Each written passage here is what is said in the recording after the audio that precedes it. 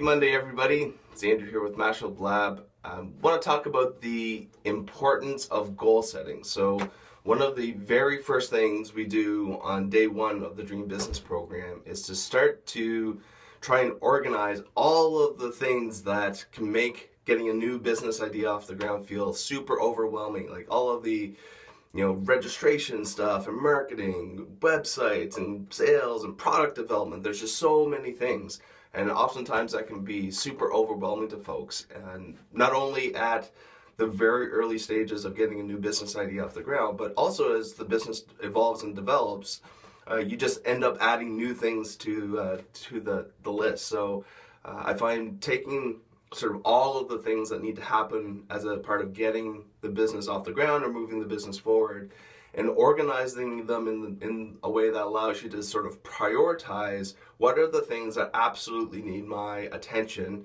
that are mission critical to this business now. And the way we do that, one of the tools that I use, not only with the Dream Business Program, but I sort of use this myself as well, and I find it super helpful in terms of just reducing some of the overwhelmedness that goes along with some of this stuff. I organize that list of things to do in 5 categories. So I find that most of the things that need to happen as a part of a business can fall in one of those five categories of things that are related to sales or customers, things that are related to the product or service that I'm looking to develop, things that are related to partnerships that I need to form or the team I need to build, things that are related to my marketing, how I talk about the business branding, all that kind of stuff. And then the 5th one being any sort of financial thing. So do I need to go and get a loan? Do I need to bump up my line of credit? Am I going after sort of investors for this business? All of those sort of financial aspects of the business. So I find that all the things that need to happen in a business because usually fit in one of those 5 categories. And I tend to look at a 90-day time frame on some of this stuff because I find so much sort of evolves and changes with a business idea, especially in that early stage, within sort of a 90-day time period, especially if you're really sort of focused on putting a shoulder behind a few things. Looking out beyond sort of 90 days from a practical sort of time management standpoint probably in my opinion isn't all that useful.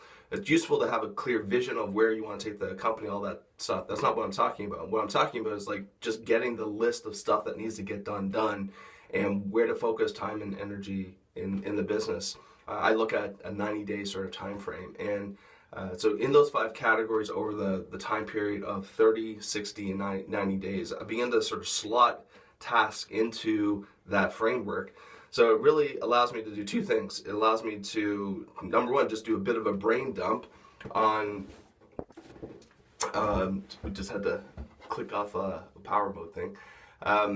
Just do a bit of a brain dump around all the stuff that needs to happen with the business. But also it allows me to look at how those goals and things are interconnected. So if I have a sales target that I want to meet in 90 days, what are the things that show up in other parts of that framework, like my product, my marketing, financial goals, all those things that sort of trickle out as a result of that goal that I've set for myself in 90 days.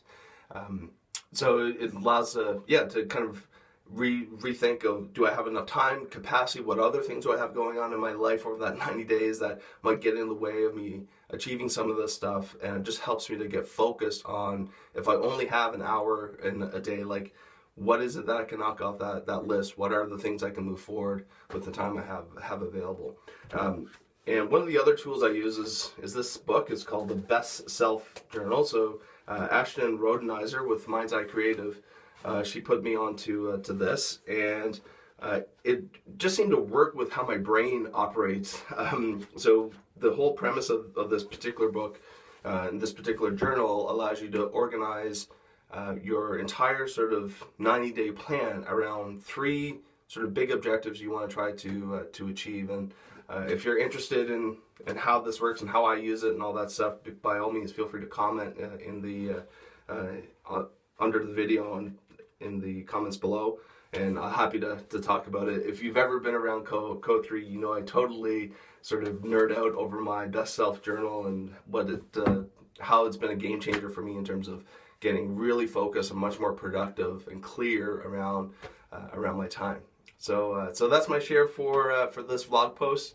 Hope you're having a great week. I'm wearing my Sober Island Brewing shirt today, so just a shout out to Rebecca and her team at Sober Island Brewing on the Eastern Shore. They've got a Kickstarter campaign happening right now, so check out the link in the description, video description below, and go check them out. They're doing some awesome stuff with some really creative products on the Eastern Shore and having a huge impact in that rural community. So go check them out. We'll see you next week.